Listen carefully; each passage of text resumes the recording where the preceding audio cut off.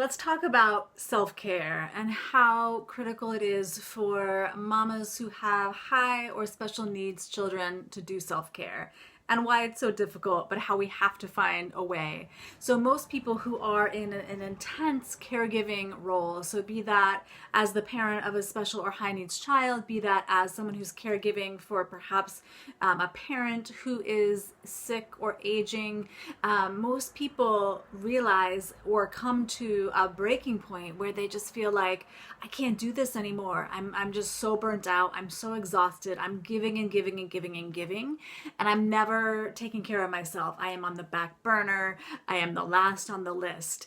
And most people reach a breaking point where they realize, I can't do it any longer. If I'm going to keep showing up day in and day out for this person or these people and keep caring for them in the way that they need, I have to take care of myself.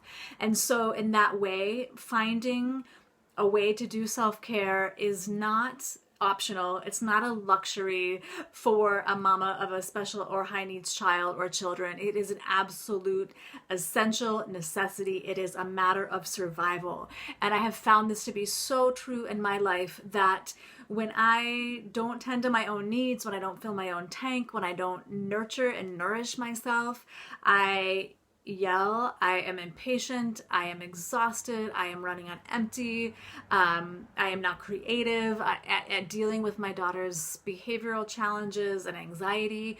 I'm just a shell of the parent that I need to be for her. And so it is my number one priority to fill myself up so that I can be a good mother. So in that way, self-care is the opposite of selfish. It's something I have to do in order to be a good mother for her and to parent the child I have, who is a very challenging one, and to be a good wife and just to be a good human in the world, right? I have to fill myself up first. It's like the airplane, put on your own air mask first analogy. It actually really is true.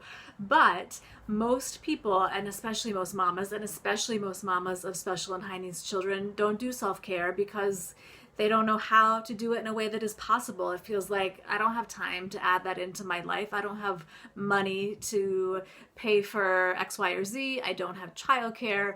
I just can't do it. And so we don't do it. And so because we don't do it, we just get more and more burnt out and spread thin.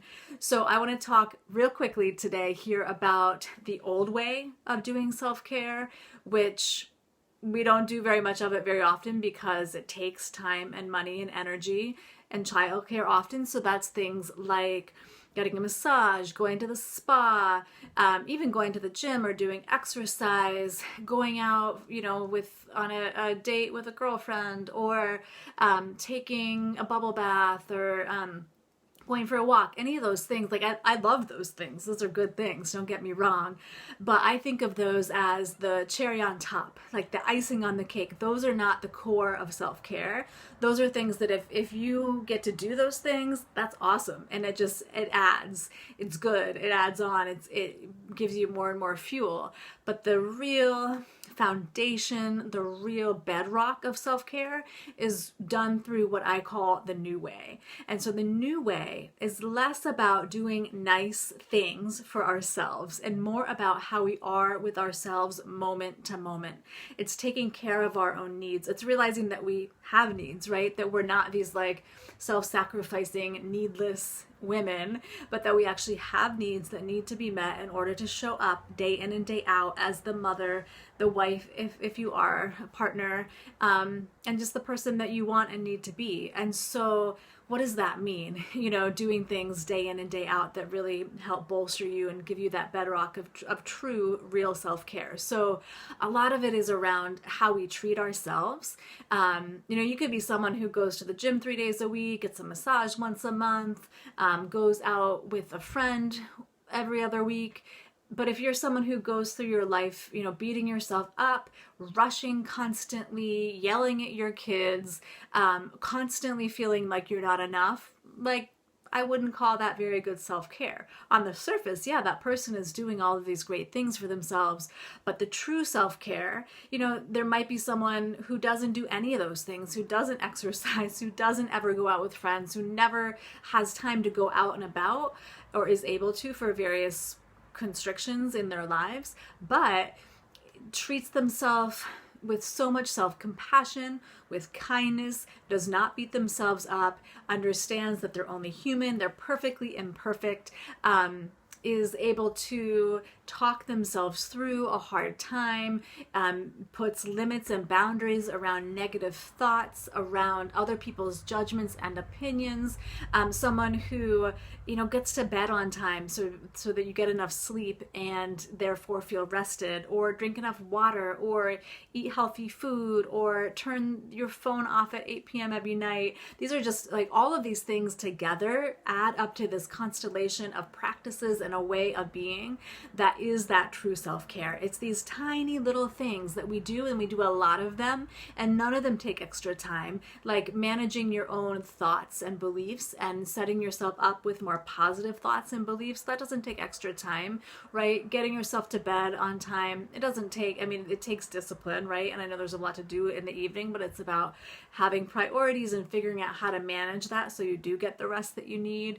And I'm just scratching the surface of all of these things that fall into this category of true self-care, of the new way of self-care, which is stuff that you're doing moment by moment every single day of your life. The way that you breathe deeply in those challenging moments with your spouse or your partner or your child or your children, the way that you practice gratitude in your life, the way that you let go of perfectionism, the way that you plan your time so you don't have to rush, the way that you plan your meals so you're on top of things, the way that you say no and set boundaries with your children and with your spouse and perhaps with other demands that are being put on you in the ways that you can, the way that you really nourish yourself with love and attention and give yourself some moments of stillness at some point in your day. So I don't need to go on and on, but you get the picture, right? So you can create this really robust self-care practice that doesn't even require any extra time or money. It's just an attitude. It's a way of being in the world